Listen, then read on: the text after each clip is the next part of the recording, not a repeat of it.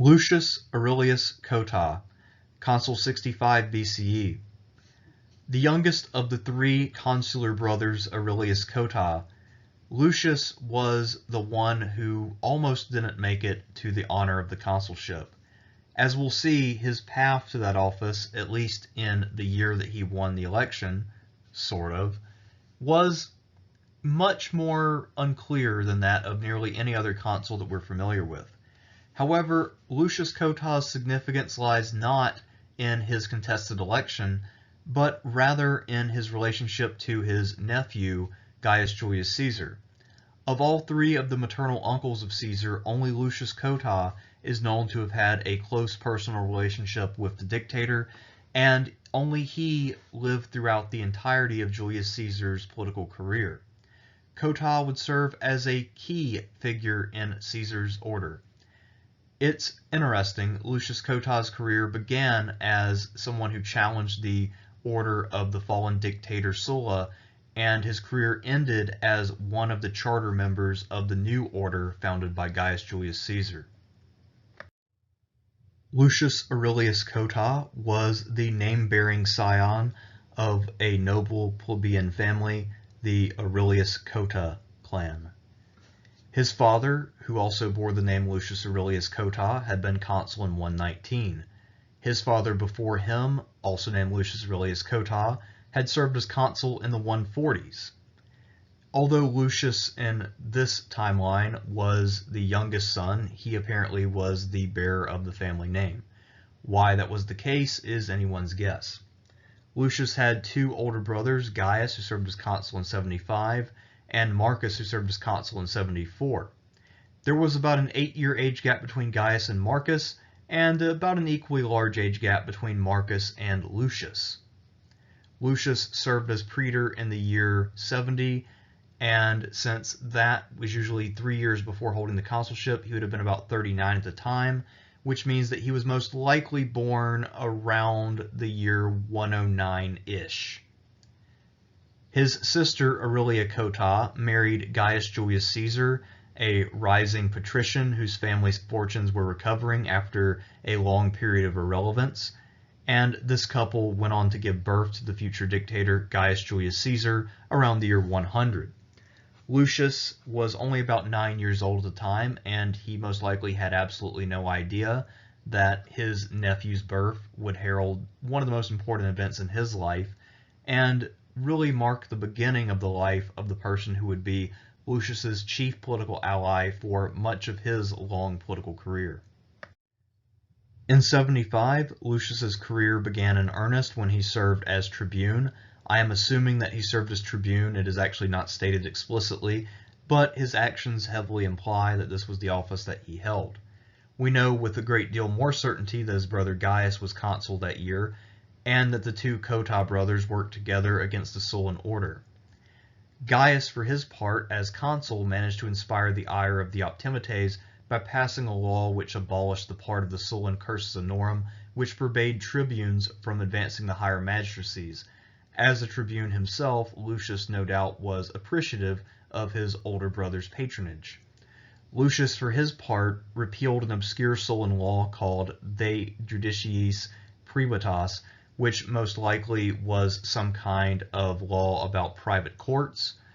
And the significance of the legislation, however, is difficult to gauge, but we do know that it brought Lucius to the public eye, and that it showed that he was someone who had some ambition and was a marked enemy of the Sullan order. By this point, of course, the Sullan order was beginning to really collapse, so it was a safe position, and this was sort of the dawn of what we might call the Populares party, or faction, or whatever you want to call it. I believe the going word right now among scholars is coterie. In the year 70, while he was serving as Praetor, Lucius Cotta would once again challenge the Sullan jury system. Sulla had mandated that juries be composed entirely of senators, but Lucius's legislation changed the balance considerably. 1/3 of the jurors in his new system would be senators, with 2/3 being equestrian. Of those equestrians, half would be regular, everyday equestrians, and the other half would come from a poorly understood group called the Tribuni Aurarii. Most likely, and we don't know what that group is, but my guess would be that these are the equestrians who are eligible to run for office due to the level of their wealth and could become senators if they were to be elected. So this would be a way to stealthily retain control of the juries for the Senate while giving the equestrians a voice and a vote. So that would be my guess, but again, I'm just guessing as to what this actually indicates, the Tribuni Aurarii. Also, it's worth noting that it's extremely rare to hear about praetors who really pushed for legislation while they were in office. That's not something we hear very often. And partly due to that and to the coincidence that he was once again working in the judicial system on his legislation, that this is something of a source confusion when it comes to his work in 75 and now his work in 70. I think that our sources must have gotten mixed up about when he did what, but because I have no idea how to resolve that difficulty, I'm just going to follow what they say, and we'll assume that he did some stuff with your judicial system in 75, and then some more stuff in 70 when he was praetor. In the year 65, Lucius Aurelius Cotta ran for the plebeian consulship, but he was unsuccessful. However, just like his patrician friend Lucius Manlius Torquatus, he was outraged at the bribery that his opponent had engaged in. The opponent for Cotta in question was Publius Atronius Paetus, but the opponent for Torquatus was actually Publius Cornelius Sulla, the nephew of the famous dictator. So the two men decided to take their grievances to court, and after the election, but before the assumption of new offices, they were able to successfully oust their opponents and get the election results overturned and decided in their favor. So they would enter in the office together as co-consuls in the year 65. The exact means by which they did this are not entirely clear to me, but clearly this would have left a lot of hurt feelings, and it was also very rare for Romans to actually be able to challenge election results, so something clearly was up with this, and it was highly unusual. But unfortunately, the details of this are not clear enough. Hopefully I'll be able to find more as I continue to dig into this, and I plan on doing a video on Publius Cornelius Sulla at some point, so hopefully by the time I'm ready for that video I'll have more to say about this election of 65 BCE. Aside from the circumstances by which he acquired the office, Cotta's run as consul in 65 seems to have been rather uneventful. Most of what we know about that year comes from Pompey's deeds in the East, and we don't really hear much about any real goings-on in Rome unless you count all of the talk of conspiracy, the so-called First Catilinarian Conspiracy. But other than that, not really much was happening back in Rome. In 64, Lucius Cotta was elected as one of the two censors, an extraordinary honor. So despite the weird way in which he acquired his consulship, he was held in high esteem by his colleagues, and he was elected to a pretty rare honor. However, he was not able to fulfill his duties as censor due to early opposition from the tribunes of the year, so he resigned his office pretty early, and Rome did not have a proper census. Sometime after this, Cotta was elected to join 14 other Romans as a quindecimvir. The duties of the members of this college were to examine foreign cults for admission to Rome, i.e. to make sure that they weren't dangerous and that they adhered to Roman values in some way. And he also was responsible for studying and keeping the Sibylline books, the books that recorded the oracles that were recorded by the Sibyl. So this meant that he was in possession of sacred literature, and he was tasked with interpreting it. Politically, this could be a very valuable tool, and we'll see that this was lost on neither Cotta nor his nephew. In 63, the consul Marcus Tullius Cicero managed to foil the Catilinarian conspiracy. In honor of his achievement, Lucius Cotta proposed a public thanksgiving in honor of Cicero's services. And this is the first of several interactions that we see between Lucius and Cicero. So the question is, what was their relationship? Were they friends and allies, or was Lucius Cotta playing Cicero to get to some other ends. It is possible that they were friends, since we know that Cicero greatly admired Lucius's older brother Gaius and had emulated his oratory to some extent. But most likely, what was going on here is that Cotta was trying to show gratitude towards Cicero to maintain the consul's friendship and butter him up at a time when Caesar, his nephew, was in a great deal of trouble. During the proceedings on the Catilinarian conspiracy, Caesar had given a speech calling for showing clemency to the accused on the grounds that it is unjust to execute Roman citizens and that the best thing would be to imprison them across Italy and show restraint. He was winning the day until Cato stood up and denounced that and said that they needed to execute these traitors. Cato then turned his ire against Caesar and tried to make it out as if Caesar were implicated in the conspiracy.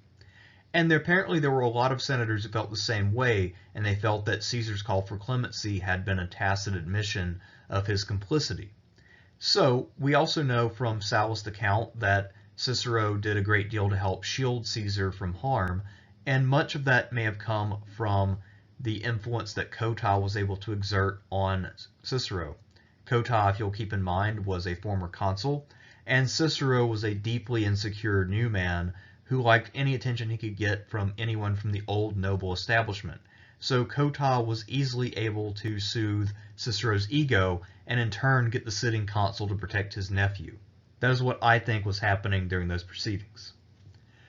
When Cicero later was exiled by Clodius for executing Romans during the Catilinarian conspiracy, Cotta famously opined that Cicero did not need a law of recall since Clodius's laws were legally invalid.